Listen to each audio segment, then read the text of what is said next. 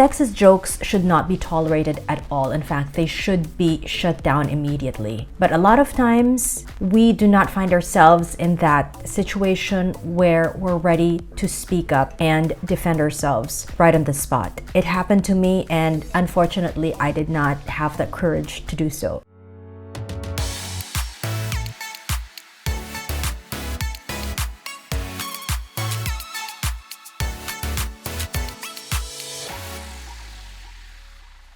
How do you confront a client who makes an inappropriate, better yet, a sexist remark? A client who cracks a sexist joke and puts you on the spot. Today, I want to talk about something that's very important for me. How we women can stand up for ourselves, can speak up for ourselves, especially in the workplace. Sexist jokes should not be tolerated at all. In fact, they should be shut down immediately. But a lot of times, we do not find ourselves in that situation where we're ready to speak up and defend ourselves right on the spot. It happened to me, and unfortunately, I did not have the courage to do so. I'm only thankful that I had a boss who was very sympathetic and very supportive, and who eventually helped me deal with the situation. So let's take you back to over 20 years ago. I walked into a client's office and my colleagues were already there. Now, I'd met this client a couple of months back. Honestly, I wasn't sure if he had remembered me. So I saw him and I greeted him saying, "Good morning, sir. Do you remember me?" To which he replied in a very appropriate manner. He said, "We didn't do it, did we?" And then he starts laughing. And worse, he looks around the room, hoping that others would laugh with him, but obviously nobody did. And as for me, I stood there. I felt like all the blood in my face had been drained. I was probably very, very white at that moment. I was at a loss of words. That whole remark just paralyzed me. I couldn't believe what he just said. And, all that I could muster to say was, "No, we didn't." That was it. That was all I could bring myself to say. So I'm sure a lot of us encounter these sort of situations, unfortunately, in the workplace. And again, back then, I just did not know how to deal with it.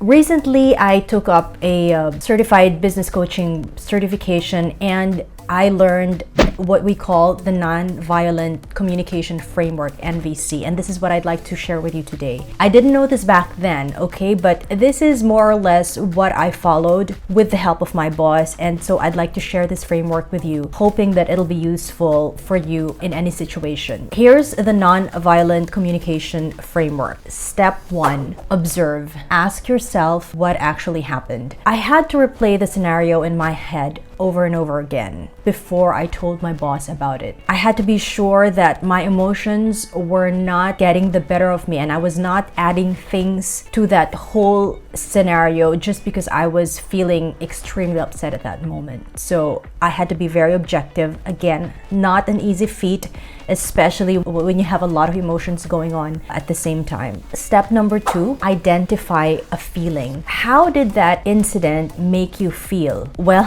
honestly, even if I think about it today, I felt embarrassed. Even if I didn't have to, because obviously I was not the one who was making a fool of myself. Second, I felt helpless and weak because I knew I should have stood up for myself. I knew I should have said something, but I didn't. Third, I also felt stupid because again, I knew exactly, I was well aware of what was happening, and yet I couldn't find the courage to be assertive and to defend myself right in that moment. Step 3, identify a need or desire. What is your desired outcome out of this eventual confrontation? So again, I was telling my boss what had happened, and he asked me this question. He said, "Do you want me to deal with it, or are you comfortable dealing with this situation by yourself?" And I said, "You know what, it's okay. I feel much better now. I had to tell you, but I will deal with it on my own." Step number 4, formulate a request. What do you want from the other person? Because eventually when you have that confrontation, you are going to ask for something, and you're not just there to tell this person how he made you feel. You want a specific result out of it. So what is your desired outcome? The next week, I met with this client again. I told him exactly how he made me feel. I said, "You offended me by that remark. I felt very insulted." And I said, "I do not want you to ever insinuate anything like that, or make any sort of inappropriate remarks in the future. Before I demanded an apology, he understood and he said, look, I'm really, really sorry. I assure you it's never gonna happen again. Basically, in the end, everything ended up well. But again, for a 21-year-old fresh graduate, that was not an easy situation to deal with. And I know these things continue to happen today, unfortunately. And if we don't have the right framework, the right structure to deal with these situations, sometimes I know it can be very crippling in that moment. So again, just to summarize, the nonviolent communication framework consists of 4 steps, and that's observing what happened, identifying a feeling, stating your desire, and making a request. So I hope this video has been helpful. Obviously, the NVC framework works in many other situations where you find yourself having to confront a difficult situation or a difficult conversation. The NVC framework can help you achieve your desired result. You can be assertive without being aggressive. I hope this has been helpful, and I look forward to seeing you next week.